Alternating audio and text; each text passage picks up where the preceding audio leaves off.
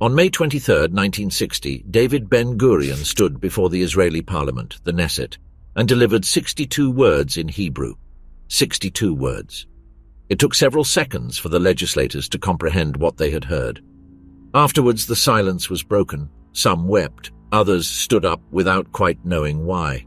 A reporter ran to his booth to broadcast the news to the world. Adolf Eichmann, the man who had organized the transport of millions of Jews to the extermination camps, the official who had coordinated the logistical apparatus of the Holocaust from his desk in Berlin, was under arrest in Israel, alive, awaiting trial. For 15 years he had lived free in Argentina under the false name of Ricardo Clement, working at a Mercedes-Benz assembly plant on the outskirts of Buenos Aires. 15 years, walking the streets, boarding buses, playing with his youngest son in the garden of his house. But on a cold night on May 11, 1960, on an unpaved street in the neighborhood of San Fernando, a man with leather gloves lined in fur was waiting for him in the darkness.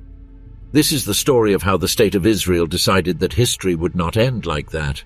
To understand what the Mossad did, one first has to understand what they found. Upon the end of the Second World War in May 1945, thousands of Nazi war criminals understood that Europe had ceased to be a safe place. The Nuremberg trials began in November of that same year. Allied forces were tracking SS officers, concentration camp administrators, medical experimenters. The machinery of justice advanced, slow but with real weight. And yet, thousands escaped. The main mechanism of flight was what historians have called the ratlines, clandestine escape networks that led from defeated Germany, through Austria and Italy, to the ships sailing towards South America. Argentina, in particular, became the preferred destination, and the reason has a name: Juan Domingo Perón. General Perón, who ruled Argentina between 1946 and 1955, had cultivated links with the Nazi regime since before the war. As a military attaché in Italy in the 30s, he had been a witness to fascism in action and had admired it. In 1943, he was part of the coup that installed a military government of nationalist orientation, and by 1945 he already controlled the strings of the Argentine security apparatus. When the war ended, Perón saw an opportunity. Argentina needed technicians, scientists, military men with experience. Europe had thousands of them available, many willing to abandon their identities in exchange for a new life. Perón wanted them. In 1946, he created the Argentine Delegation of Immigration in Europe, known as DE, with its headquarters in Genoa, Italy.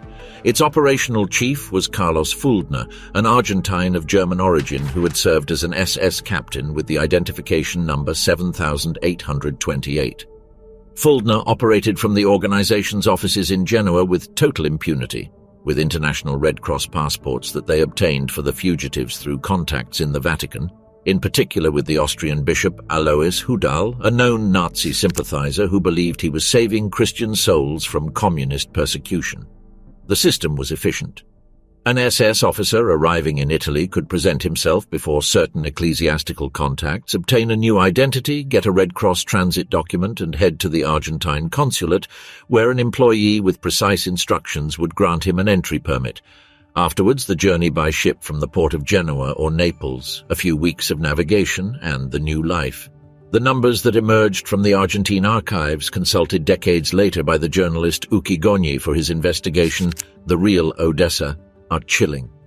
More than 7,000 Croatians arrived in Argentina under those conditions, transported by the Croatian priest Krunoslav Draganovic. Hundreds of Belgians, French, Dutch with death sentences in their countries of origin found refuge under the direct protection of Perón's apparatus. And among them, the most wanted in the world. Josef Mengele, the physician of Auschwitz who had selected prisoners for the gas chamber and had experimented on living twins, arrived in Buenos Aires on June 22, 1949, under the name Helmut Gregor. Adolf Eichmann, the logistical coordinator of the Holocaust, disembarked in 1950 as Ricardo Clement. Erich Priebke, the SS captain responsible for the Ardeatine Caves massacre in Rome, arrived in November 1948 under the alias Otto Papp. All had used the same route, all had counted on the same chain of accomplices, and all had arrived in a country where the government protected them, where the German colony welcomed them, and where no one was going to look for them. Buenos Aires in 1950 had more than 5 million inhabitants spread across 71 square kilometers. It was the 8th largest city in the world, a metropolis with cafes, opera theaters, grand avenues, and peripheral neighborhoods of small and dusty houses. The man who had organized the transport of 6 million people to their death could live there like just another neighbor, boarding its buses, buying its cigarettes, raising his children. And so it was. Adolf Otto Eichmann was born on March 19, 1906 in Solingen, Germany, into a middle-class Protestant family. He spent his childhood in Linz, Austria, the same city where Hitler had grown up a generation earlier. He was a mediocre student without particular academic ambitions who tried several careers without success before finding his place in the bureaucratic apparatus of the Nazi Party, which he joined in 1932. Within the SS, he was assigned to the Jewish Affairs section of the Security Service. There he learned Yiddish and basic Hebrew to be able to read Jewish community publications, traveled to Palestine in 1937 to study Zionist movements, and became one of the few officials of the Reich who could proclaim himself with some technical justification as an expert on the Jewish issue. His career took off with the occupation of Austria in March 1938. Sent to Vienna, Eichmann set up the Central Office for Jewish Emigration from the confiscated palace of the Rothschild family. The mechanism was brilliant in its systemic brutality. Jews who wanted to emigrate had to enter the building through one door, submit to a series of progressive administrative humiliations, go from window to window handing over their properties, their savings, their life insurance, their businesses, and exit through the other door with an exit document. In 8 months, Eichmann expelled 45,000 Jews from Austria through this method. He was called to Berlin to replicate the model. The final solution arrived in 1942. At the Wannsee Conference, held on January 20th of that year in a villa on the shores of a Berlin lake, 15 high-ranking officials of the regime coordinated the logistics of the extermination of the Jews of Europe. Eichmann took the minutes of the meeting. He had the rank of Obersturmbannführer, Lieutenant Colonel, and directed Department 4B4 of the Reich Main Security Office. What followed was the largest logistical operation of death in modern history. Eichmann coordinated the deportations from Germany, Austria, Poland, France, Holland, Belgium, Denmark, Norway, Greece, Yugoslavia, Hungary. The trains, the schedules, the capacities, the railway rates negotiated with the Reich Ministry of Transport, the supply problems when the camps requested more than the trains could deliver, the correspondence with the camp commanders regarding the rates of arrival versus processing. His greatest personal operation occurred in 1944 in Hungary. The Hungarian government had resisted for years German pressure to deport its Jews. When the Germans finally occupied the country in March 1944, Eichmann arrived in Budapest at the head of his team specialized in what the Nazis called solutions to the Jewish problem. In less than 2 months, between May 15th and July 8th, 1944, he organized the deportation of 437,000 Hungarian Jews to Auschwitz. 437,000 people in 55 days, an average of more than 7,000 people per day. When the war ended, Eichmann immediately understood what awaited him. "I will jump laughing into my grave," he had said in his final weeks, "because the feeling of having 5 million enemies on my conscience serves as extraordinary satisfaction." But in the chaos of the final days of the Reich, he decided to hide. He identified himself to the Allied authorities as Otto Eichmann, a corporal in the Luftwaffe, was captured, was in a prisoner of camp, escaped in January 1946, and lived for 4 years in the British occupation zone in Germany under the name Otto Henninger. In 1950, with the help of the networks of Bishop Hudal and Fuldner's apparatus in Genoa, he obtained a Red Cross passport in the name of Ricardo Clement and boarded the ship Giovanna C, bound for Buenos Aires. He arrived at the Rio de la Plata in July of that year with 485 Argentine pesos in his pocket and a new identity. His wife Vera and his 3 eldest sons, Klaus, Horst and Dieter, followed him 2 years later. First they lived in Tucumán, in the northwest of the country, where Eichmann worked for a logging company. Later in Buenos Aires, in a series of increasingly humble houses as businesses failed and savings were exhausted. Finally, they settled in San Fernando, at the northern end of Greater Buenos Aires, in an unplastered brick house at Garibaldi Street number 14, without running water, without central heating, with electric light provided by a generator. The man who had organized the extermination of 6 million people lived in a shack in the suburbs and took the 203 bus to go to work as a foreman at the Mercedes-Benz assembly plant in Gonzales Catan. The man who triggered the chain of events that would lead to the capture of Eichmann was blind, lived in a small town, and never knew for years if anyone had heard him. Lothar Hermann was a German lawyer of partially Jewish descent, who had been interned in the Dachau concentration camp before emigrating to Argentina with his wife and daughter shortly after the Night of Broken Glass in November 1938. By 1956, he lived in Coronel Suarez, an agricultural municipality in the province of Buenos Aires, about 300 kilometers south of the capital, together with his daughter Sylvia. Sylvia was 16 years when she began dating a young man named Nicholas Eichmann, who lived with his family in the neighborhood of Olivos, north of Buenos Aires. The boy boasted to her of his beliefs. His father, he said, had done important things during the war, things that true Germans could be proud of. Sylvia asked him what his father's name was. Adolf Eichmann, he responded. When Sylvia arrived home and told her father the name of her boyfriend's father, Lothar Hermann, who was blind but not ignorant of Germany's recent history, felt something he did not know how to describe exactly. That name that had appeared in the Nuremberg trials, that the newspapers had mentioned.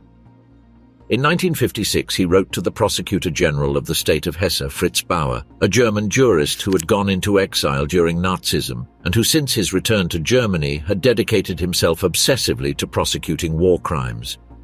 Hermann informed him of his suspicion.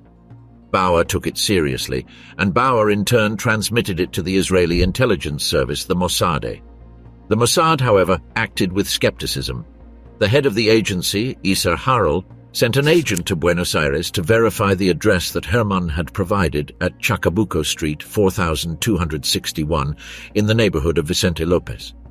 The house existed, but when the agent arrived to inspect it, what he found was a humble construction in a working-class neighborhood that did not look like the hideout of any war criminal.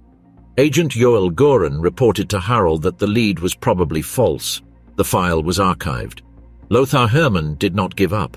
Without resources of his own, using his daughter as an intermediary, he kept trying to obtain confirmation. Sylvia, who had already broken up with Nicholas, managed to visit the Eichmann house under the pretext of looking for some letters. There she briefly met an older man whom Nicholas called Tati, the father. She returned and described to her father what she had seen. Hermann wrote to Bauer again. By 1959, 2 independent sources had reached Fritz Bauer pointing to the same name, the same alias, the same area of Buenos Aires. Bauer tried again with Israel, this time with more insistence, and this time Isser Harel listened differently. Isser Harel measured 1.65 meters. He wore grey suits of ordinary tailoring. He carried his own briefcase. He never used a personal driver despite directing the most important intelligence services of the State of Israel. His subordinates described him as a man of few words, a grey and penetrating gaze, capable of remembering the details of a conversation from 2 years ago with photographic precision. He had been born in Vitebsk, Belarus in 1912, the son of a family of Orthodox Jewish merchants. He emigrated to Palestine in 1929 and joined the Zionist movement. His first real intelligence operation was at the beginning of the 40s, when he identified that a neighbor of his kibbutz in Herzliya worked as a Nazi spy. He denounced him to the British authorities. But the experience taught him something more important, that enemies lived among common people, with the appearance of normality in plain sight of everyone. When Israel declared its independence in 1948, Harel was already one of the most valued operatives of the Shin Bet, the internal counterintelligence service. In 1952, he assumed the leadership of the Mossad, the Foreign Intelligence Service, and also maintained control of the Shin Bet, which gave him unusual power in the security apparatus of the new state. Harel's obsession with Nazi war criminals was not abstract. He had been born in the same town as some of the men he now sought. He knew what had happened to that community. He kept in his office a thick folder with clippings, reports, trial transcripts. When Fritz Bauer personally arrived in Jerusalem in November 1959 with new intelligence confirming that Ricardo Clement was almost certainly Adolf Eichmann and that he lived in the neighborhood of San Fernando in Buenos Aires, Harrell made the decision. He sent the expert interrogator Zvi Aharoni to Argentina to verify the identity of the target, and he himself began to plan the operation. Aharoni arrived in Buenos Aires on March 1, 1960. He was a man of long face and inscrutable expression, the son of survivors, a veteran of the Israeli War of Independence, who had lost practically all of his relatives in the Holocaust. He traveled under the name of Mr. Rodan, supposedly investigating cases of anti-Semitism for the Ministry of Foreign Affairs. For weeks he tracked the man. The house on Chacabuco was already empty. The Clements had moved. But through a patient chain of informants, of casual conversations in shops and garages, of surveillance from rented cars in dusty streets of the northern suburbs, he found the new address, Garibaldi Street 14 in San Fernando. On March 21, 1960, he photographed for the first time the man who lived there. The photos reached Tel Aviv. Analysts compared them with archival images of Eichmann. Issa Harrell examined them for hours.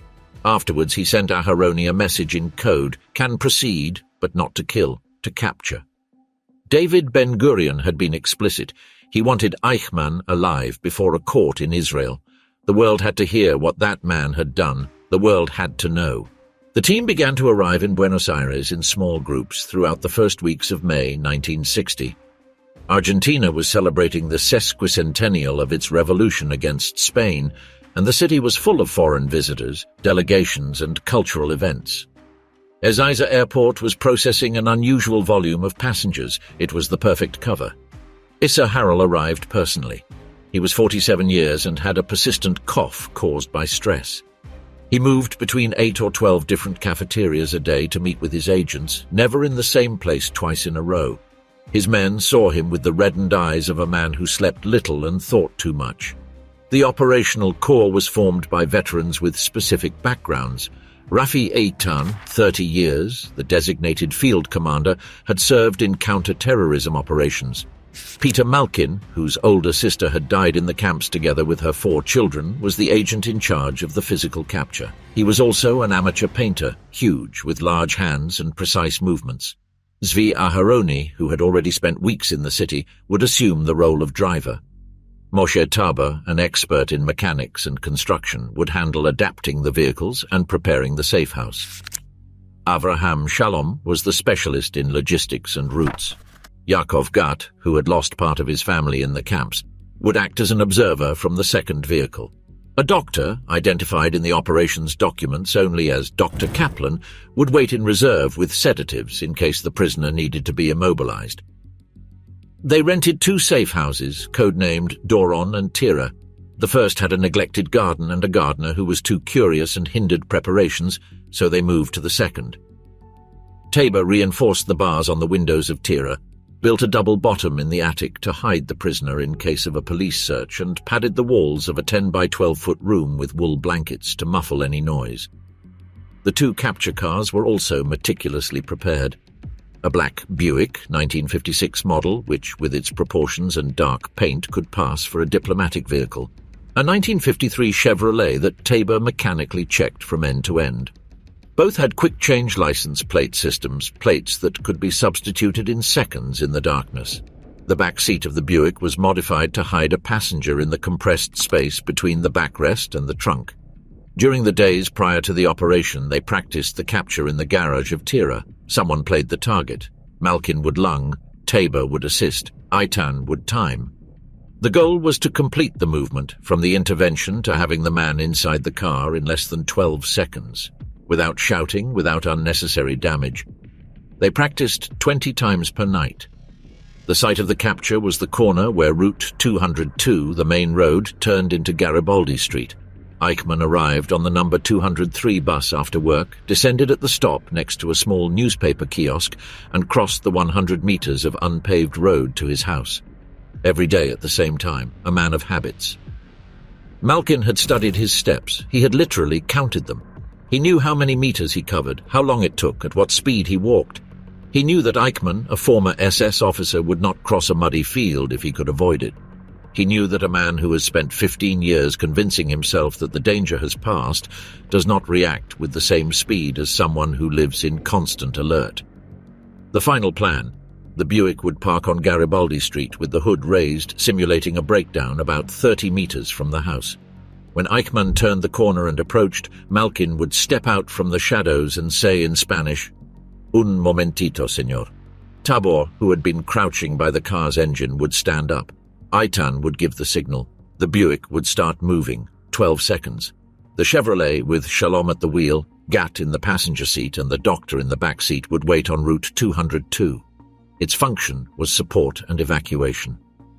The night of May 10th, 1960, the night before the operation, a patrol of 4 men in a black car had approached Eichmann while he was walking toward his house and had asked him how to get to Buenos Aires. A last-minute reconnaissance. Too close. Too obvious. Eichmann arrived home nervous, told Vera what had happened. That night he did not play the violin, as was his custom. Vera dreamed of her husband dressed in white, and the white turned crimson. The Mossad agents had nothing to do with that car. Someone else had made that mistake.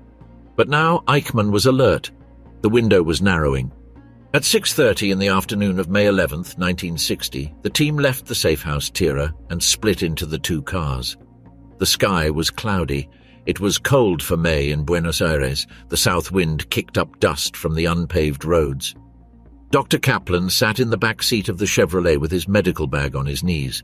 Yakov Gat looked at him for a moment. The doctor looked straight ahead, his expression blank, like someone who has stopped trying to imagine what is going to happen. The Buick arrived at Garibaldi Street at 7:35. Shalom positioned the Chevrolet on Route 202. Malkin and Tabor got out of the Buick, raised the hood. Tabor leaned over the engine with his back to the direction from which Eichmann would arrive. Malkin stepped back a few paces toward the shadows beside the wire fence. The 203 bus passed every so often.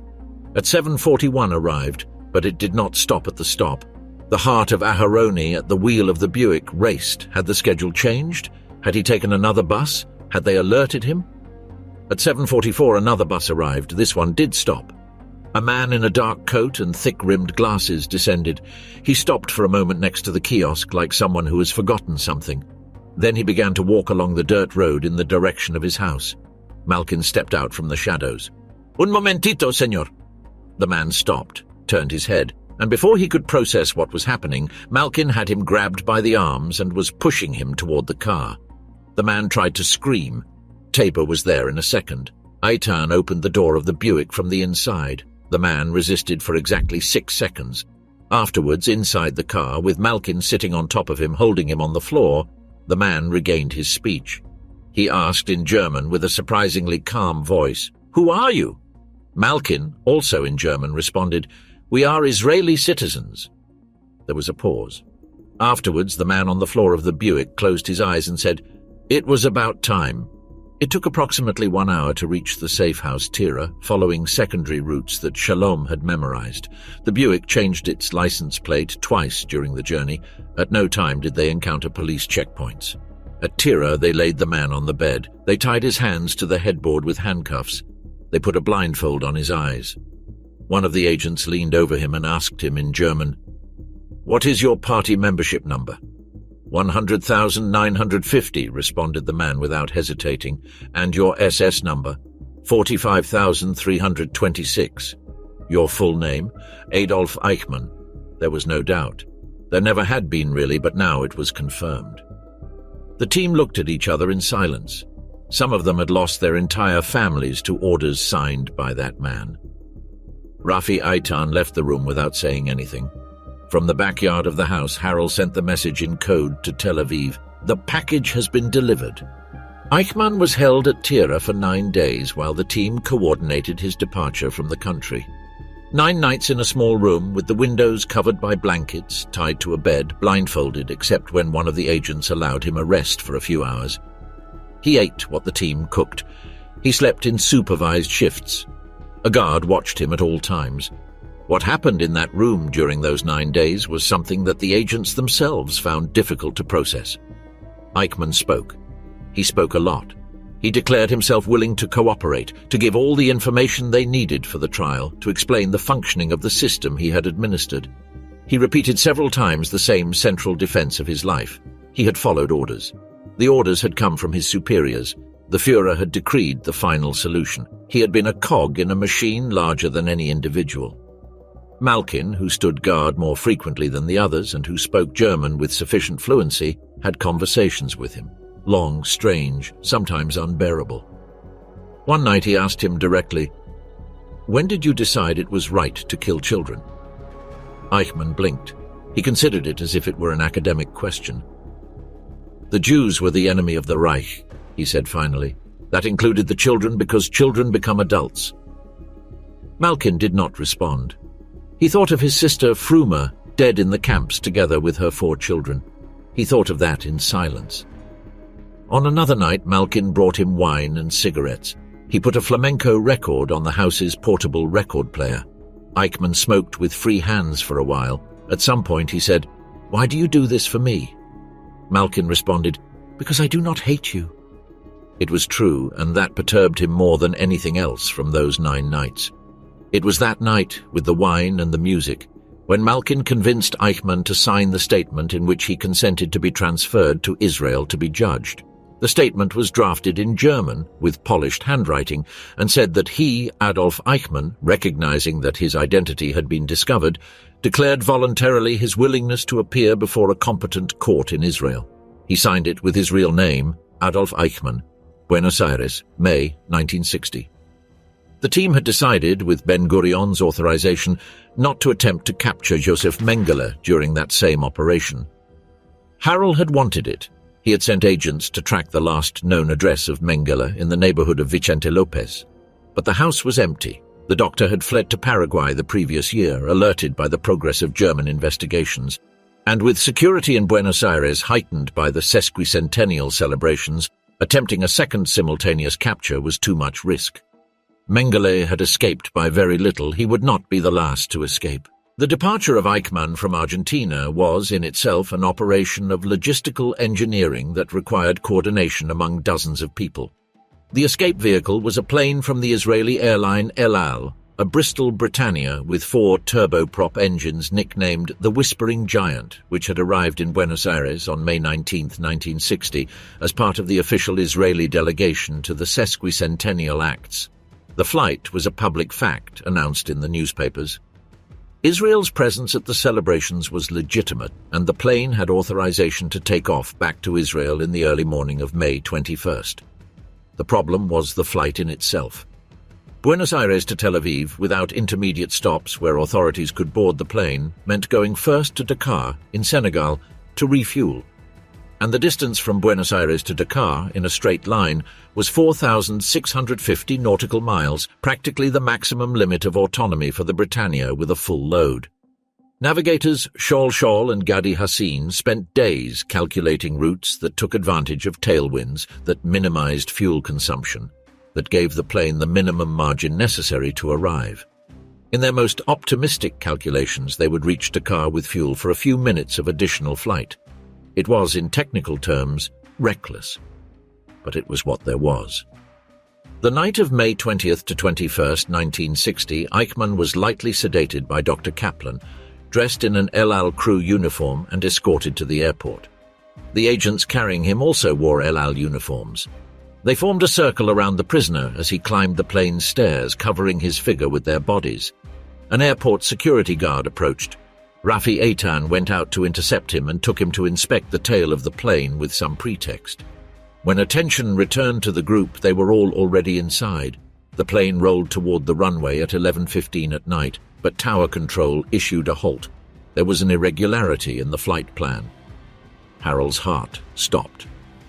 Navigator Shaul got off the plane alone, walked to the tower, climbed the stairs without knowing if police were waiting for him at the top, and discovered that the irregularity was a missing signature on a form. He added it, he went down, he crossed the runway back.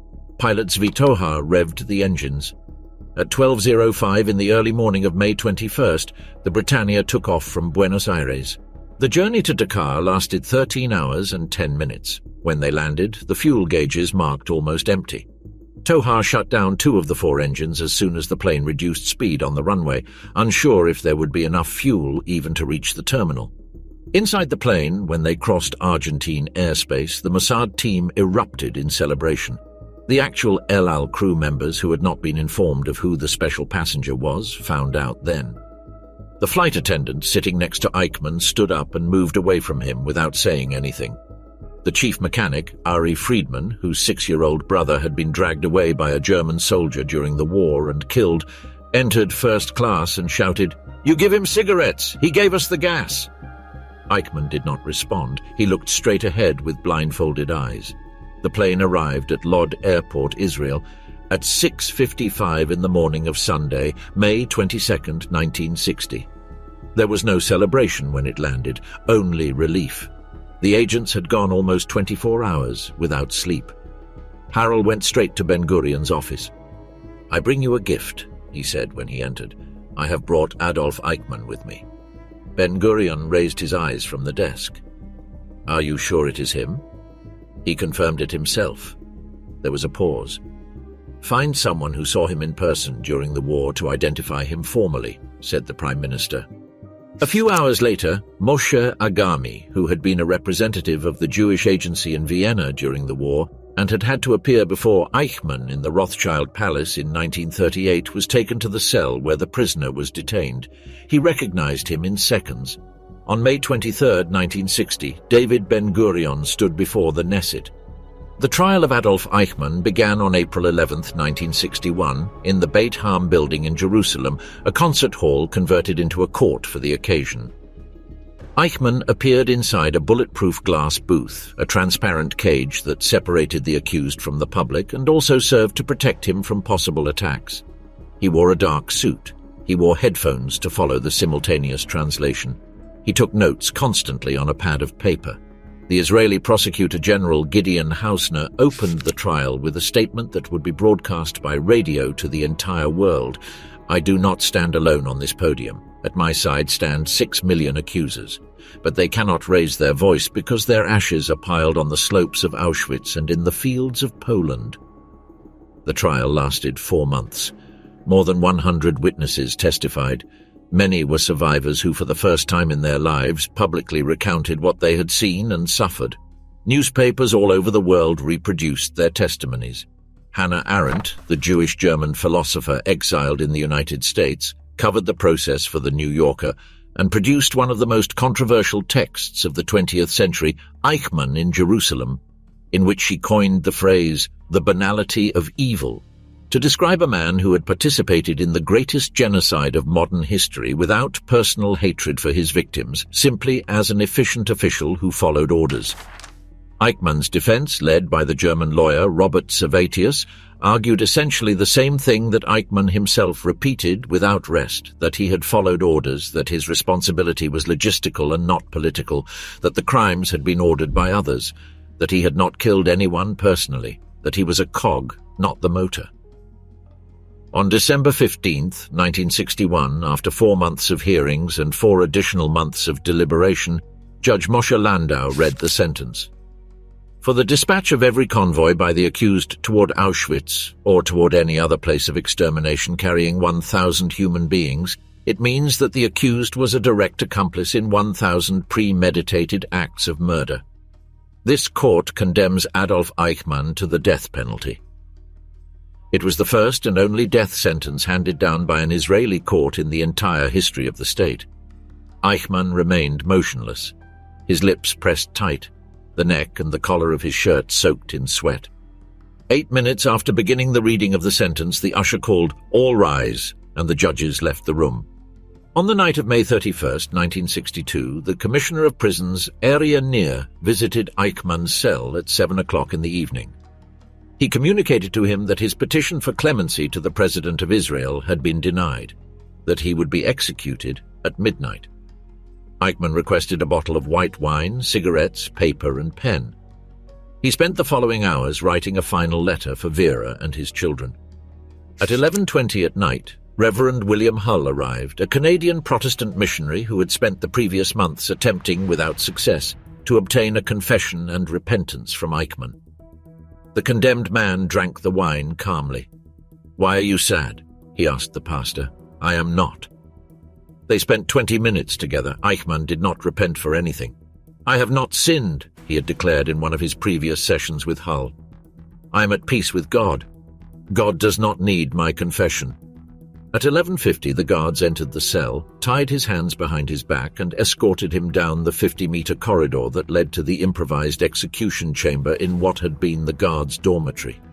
A hole had been opened in the wall to create access. The floor had a trap door over a 3-meter hole. A leather rope hung from an iron frame. Rafi Eitan was among the witnesses, the same Eitan who had commanded the capture team in Buenos Aires, who had timed the rehearsals in the garage of Tira, who had been present when Eichmann muttered, "It was about time," from the floor of the Buick. The guards placed Eichmann on the platform and tied his ankles. They offered him a white hood. He rejected it. He looked at the 4 journalists who witnessed the execution with their notebooks ready. The leather rope, lined to avoid abrasions, was placed around his neck. "Long live Germany," said Eichmann. "Long live Argentina. Long live Austria. I had to obey the laws of war and my flag. I am ready." He smiled slightly. He looked down at the trapdoor beneath his feet. His face was a greyish-white. The commander shouted, "Ready!" A second of silence. "Action!" The 2 guards behind the curtain pressed their buttons. The platform opened with a metallic bang. Eichmann fell 3 meters without emitting any sound. The rope tightened. It swung. It stopped. A doctor entered the room below and examined the body. He declared him dead. At 2 in the morning of June 1st, 1962, the guards transported the body on a stretcher to a furnace in the prison yard. The process lasted 2 hours. The ashes filled half of a small metal container. A prison ranger who had survived the crematorium of Auschwitz leaned over the fire and thought of the mountains of ashes that had surrounded the Polish camps in winter, the ashes that the SS guards had scattered over the frozen paths so as not to slip.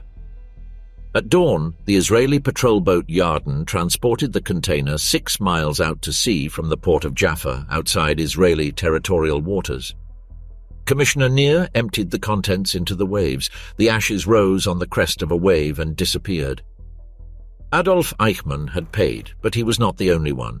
Josef Mengele arrived in Argentina in June 1949, 6 months before Eichmann, under the name Helmut Gregor. He was 38 years, was a physician specialized in genetics, and had spent the last 2 years of the war in Auschwitz-Birkenau as chief physician of the camp. He was the man who had been standing on the arrival platform dressed in uniform with white gloves when the trains unloaded their prisoners. With a gesture of his hand or his baton, he decided who went to the right, to the barracks, and who went to the left, to the gas. He was the man who had performed experiments on living twins, injections of dyes into the irises to attempt to change eye color, blood transfusions between siblings, amputations without anesthesia. He had accumulated collections of extirpated human eyes. He had had access to more than 700 pairs of twins during his time in the camp. Most died or were murdered for post-mortem analysis. In Argentina, he lived well for 10 years. His first months were modest, staying in a pension in the Buenos Aires neighborhood of Vicente Lopez, but soon he was welcomed by the local Nazi network, which included Hans-Ulrich Rudel, the most decorated fighter pilot of the German army, with whom he maintained a friendship that would last until his death. The Mengele family sent money from Günzburg, Bavaria, where the paternal agricultural company continued to prosper. In 1956, Mengele requested and obtained a passport in his real name from the German consulate in Buenos Aires.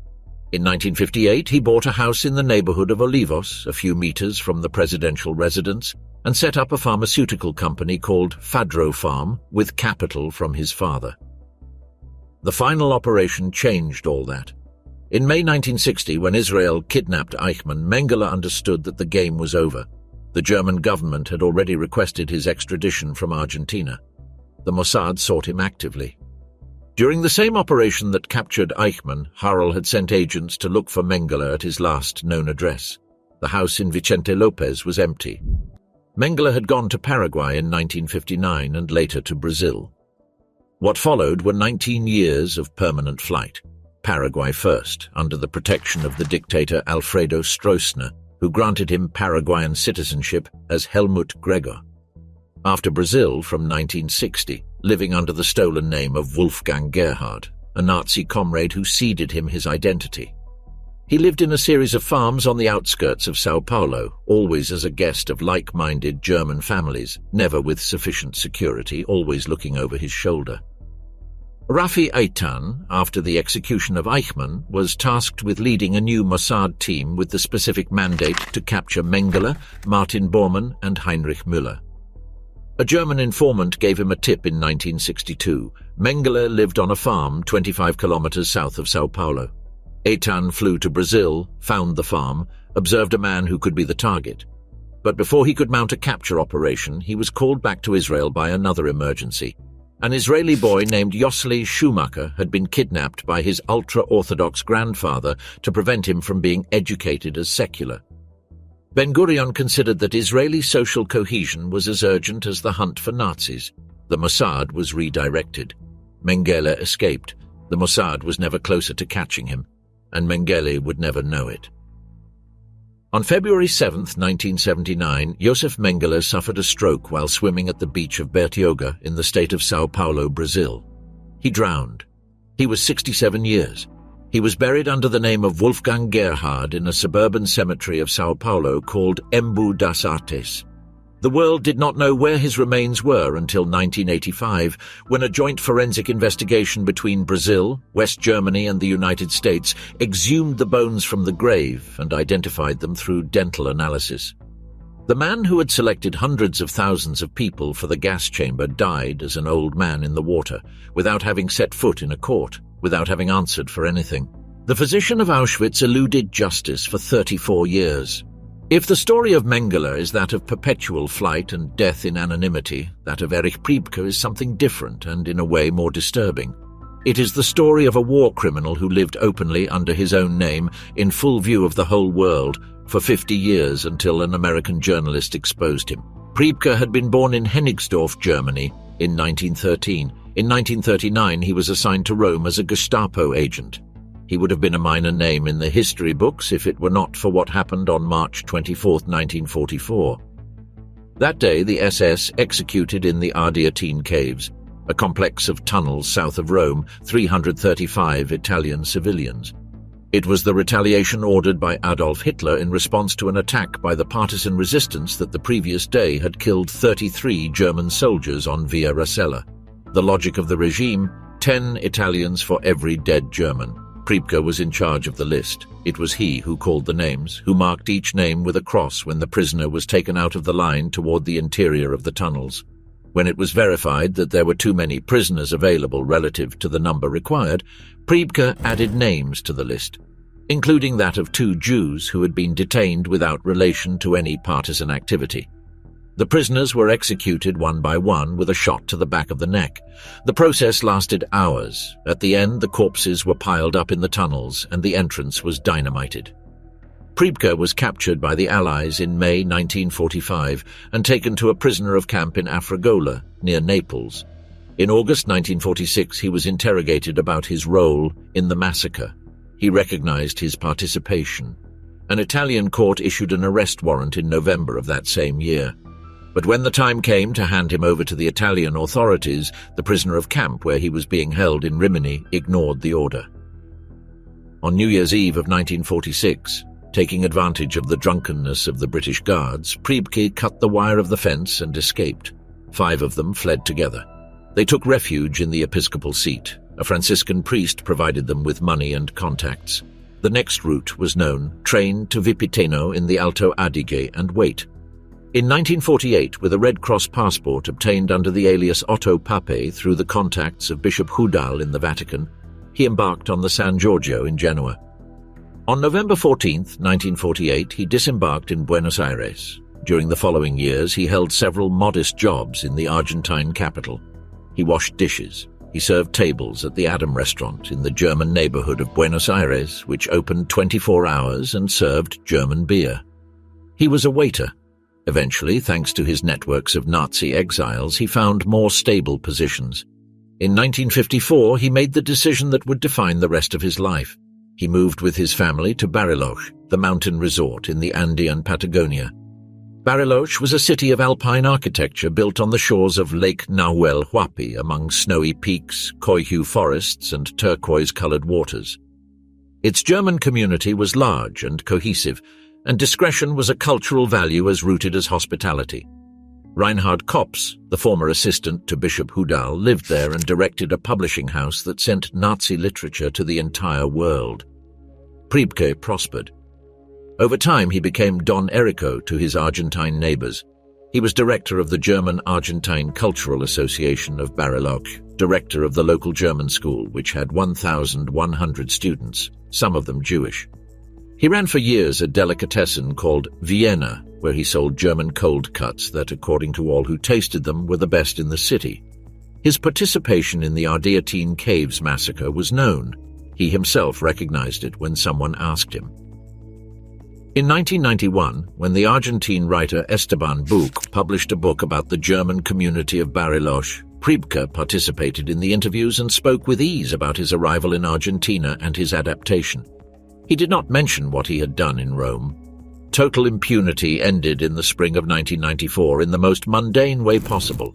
An American television team from the program Primetime of ABC arrived in Bariloche looking for Reinhard Kops, the former assistant to Hudal. Kops, frightened, diverted the attention of the journalists. Instead of him, he told them, they should talk to Priebke, who was the real war criminal. Journalist Sam Donaldson intercepted Priebke on the street as he walked toward his car. Priebke was 80 years, straight back, firm step. He confirmed his participation in the massacre on camera with a phrase that would become sadly famous. That kind of thing happened, you know. A statement that summarized in 6 words of perfect English the mentality that Hannah Arendt had tried to explain 30 years earlier. The broadcast of the report caused an international scandal. Italy formalized the extradition request. In November 1995, at 82 years, Priebke was placed on a plane bound for Rome. The Argentine police officers who had guarded him during the wait for extradition hugged him weeping at the foot of the stairs. In 1998, after a process with multiple appeals and petitions, he was sentenced to life imprisonment, with the sentence served under house arrest in Rome due to his age. During the process, the Catholic Church received him at the monastery of San Bonaventura with police custody. Erich Priebke died on October 11, 2013, at 100 years, in his apartment in Rome. He had enjoyed 50 years of freedom in Argentina after participating in the execution of 335 innocent civilians. The story of the Nazi hunt does not end with Eichmann, nor with Mengele, nor with Priebke. It is a story that extends throughout decades and has its own civilian heroes, men and women without uniforms who decided that the world had to remember. Simon Wiesenthal was born in 1908 in Buchach, Galicia, territory that was then part of the Austro-Hungarian Empire and today belongs to Ukraine. Before the war, he was an architect. Of the 89 members of his extended family, 84 died in the Holocaust. He and his wife survived thanks to a concatenation of circumstances that he himself never fully explained. At the end of the war, he worked briefly for the US Army tracking war criminals for the Nuremberg trials. Afterwards, in Linz, Austria, he opened his own Jewish documentation center. For decades, he accumulated files, testimonies, leads, photographs. With a minimal budget, sometimes practically without funding, with the help of volunteers. His role in the Eichmann case was real but modest, something that popular accounts often exaggerate. In 1953, he obtained the address that Lothar Hermann also discovered independently. He contributed with photographs of Eichmann's brothers taken at a funeral in Linz. But it was not he who alerted the Mossad in a decisive way. That was Fritz Bauer. And it was not he who verified the identity. That was Zvi Aharoni. What Wiesenthal was for decades is a living warning, a presence that criminals on the run could not ignore. His center in Vienna remained open. His name kept appearing in the newspapers. Every time a German government threatened to close its war crimes offices or every time a court decided not to prosecute a case, Wiesenthal was there with his folders. He continued working until he was 90 years. In 2005, he died in Vienna at 96 years, having contributed to the prosecution of more than 1,100 Nazi war criminals throughout his life. Fritz Bauer, the German prosecutor who had put Israel on the track of Eichmann not once but twice, paid a high personal price. He was known among his colleagues as someone who had denounced war crimes in a Germany where many of his fellow prosecutors had been members of the Nazi Party. After the success of Eichmann's capture, he continued with the Auschwitz trials. Between 1963 and 1965, he prosecuted in Frankfurt 22 former officials of the camp. In the largest trial on Auschwitz crimes held on German territory, he worked until his death occurred in August 1968, in circumstances that were never fully clarified. He was 64 years. Israel, for its part, kept searching. The Mossad never formally closed its files on the great criminals who had escaped. The team that Adolf Eichmann led after the execution of Eichmann with the mandate to capture Mengele, Bormann and Müller operated for years with limited results. Mengele died free.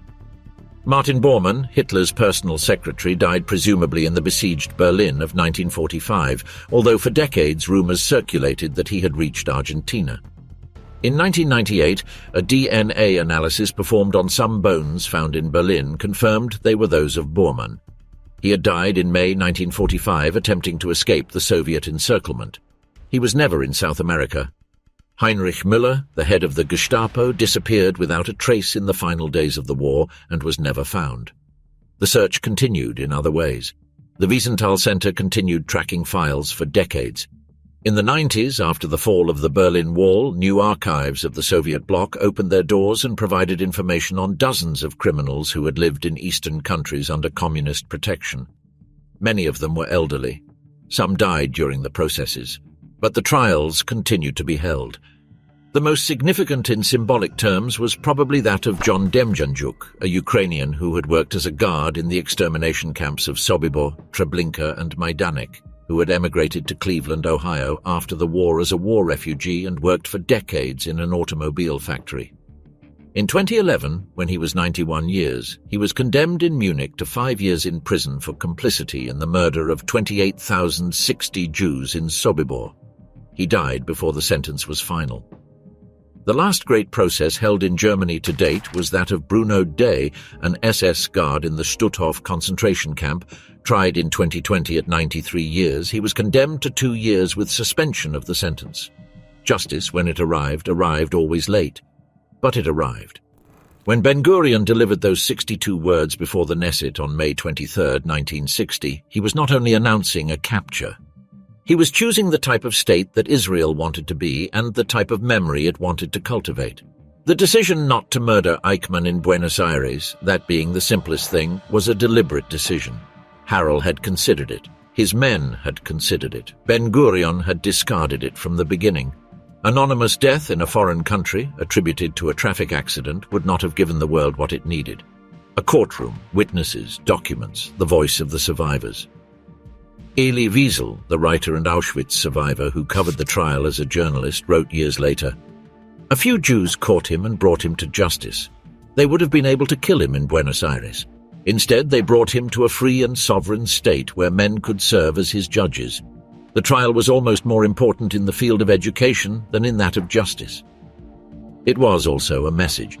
Argentina, where the government of Perón had protected war criminals, where dozens of murderers had found shelter and lived with total impunity, had received an unmistakable signal.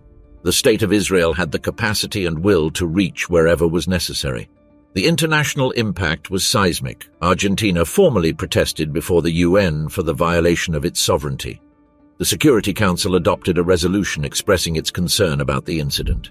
Israel recognized that the operation had been illegal under international law, but argued that the unprecedented nature of Eichmann's crimes justified an equally unprecedented response. Most of the world in private agreed. Awareness about the Holocaust, which in the 50s continued to be a topic that many preferred not to talk about, anchored itself permanently in the world's public debate thanks to the trial. The testimonies broadcast by radio all over the world, the photographs, the documents, the physical presence of the man who had organized the extermination sitting in a glass booth answering questions, forced a confrontation that could not continue to be avoided. In Israel, the effect was even deeper. It unified a society divided between survivors and sabres. those born in the country who had often looked at survivors with an uncomfortable mix of compassion and implicit judgment for not having resisted more. The trial forced Israel to listen and to understand that resistance to genocide does not always take the form of armed combat. For the survivors who testified, the impact was personal and transformative. Many spoke publicly of their experience for the first time. Ziv Sapir, a survivor of the deportations from Hungary that Eichmann had coordinated, testified about what he had seen. "I do not care if that is going to influence the outcome of the trial," he said. "I care that the story remains recorded." The story remained recorded. In the year 2000, the Argentine government of President Fernando de la Rúa issued a formal apology to the victims of the Holocaust for Argentina's role in the reception of Nazi war criminals after the Second World War. It was not a grandiose apology. It was not widely covered by the media, but it was real. The archives of the Argentine government, partially open since the 90s, had revealed the magnitude of what Perón had done. Not only the individuals welcomed, but the institutional apparatus created to receive them, fund them, and protect them. The files of the Argentine Delegation of Immigration in Europe, the archives of the Immigration Directorate, the files of Perón's State Information Service, everything pointed in the same direction. Uki Gonyi, the Argentine-British journalist whose investigation The Real Odessa, published in 2002, exhaustively documented the Peronist system of welcoming Nazis, used archives that for decades had remained classified or had been ignored. His findings demonstrated that there had been no improvisation or coincidence. There was deliberate policy, executed by specific agents, funded with state funds, protected by the highest spheres of power. The number of war criminals welcomed by Argentina under Perón's system can never be determined with absolute precision. The most conservative estimates speak of several hundred, the broadest of several thousand if collaborators from occupied countries are included in addition to the Germans themselves. What is documented is that the best known, those who had the heaviest files, those who had played operational roles in the Holocaust, arrived through the same system, the same offices, the same agents, the same ships. Eichmann, Mengele and Priebke are the names the world remembers. But behind them arrived hundreds of men whose crimes are less known but equally real. Josef Schwamberger, commander of several Polish ghettos who personally supervised the shooting of Jews, lived in Argentina until 1987, when he was located and extradited to Germany. He was condemned in 1992 to life imprisonment. He was 80 years when he entered prison.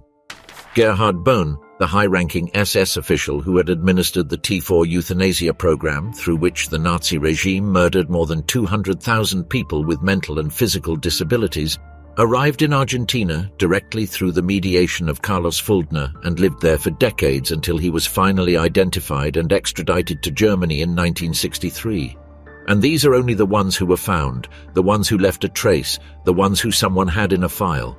On June 1st, 1962, a ship left the port of Jaffa with the ashes of Adolf Eichmann. 6 miles out to sea, outside Israeli waters, the ashes were emptied into the Mediterranean. It was a deliberate act. There would be no grave.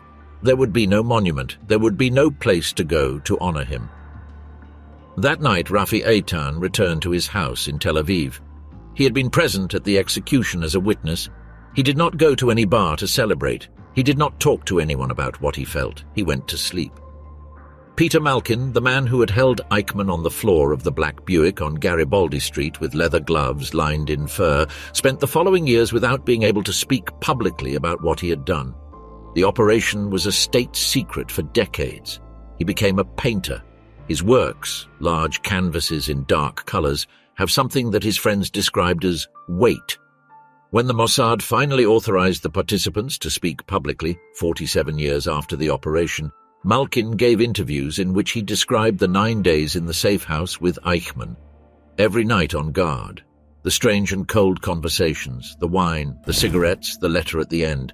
Zivi Aharoni, the interrogator who had followed Eichmann for weeks in Buenos Aires before anyone else had seen him clearly, published his memoirs in the 90s under the title Operation Eichmann. He described the moment he sat behind the target on the bus, recognized him, and had to control himself not to lunge at him right there. The temptation to lean forward and strangle him was almost irresistible, he wrote, but I knew he had to be brought to trial, not murdered by those he had murdered. Lothar Hermann, the blind man who had written the first letters to Fritz Bauer from Coronel Suarez, received his official recognition in 1971, 11 years after the capture. Prime Minister Golda Meir, at the request of the Nazi hunter Tuvia Friedman, arranged for financial compensation to be given to him. Until then, his name and that of his daughter Sylvia had remained in secret. Josef Mengele is buried in Embu das Artes. His grave has no plaque with his real name. 19 years of flight, of increasing depression, of growing loneliness. His son, Rolf, visited him in Brazil in 1977 after 21 years without seeing him. He asked him about Auschwitz. Mengele responded that he had not invented the system, that it already existed when he arrived, that he had not ordered the gassings, that the twins owed their lives to him. Rolf Mengele returned to Germany and never returned to see his father. 2 years later, his father died in the water. Erich Priebke lived 100 years. 100. He died in Rome in 2013 under house arrest without ever having shown real repentance for the 335 men he ordered executed in the tunnels of the Ardeatine caves. In his memoirs, written while serving his sentence, he continued insisting that he had only fulfilled orders. This story has the structure of a revenge, and to some extent it was, but those who lived it would describe it in another way. Issa Harrell, in his final years, said it had not been revenge. "Revenge is hitting someone and running away," he said in an interview. "We brought him home so the world could look at him." The world looked at him, and it could not look away.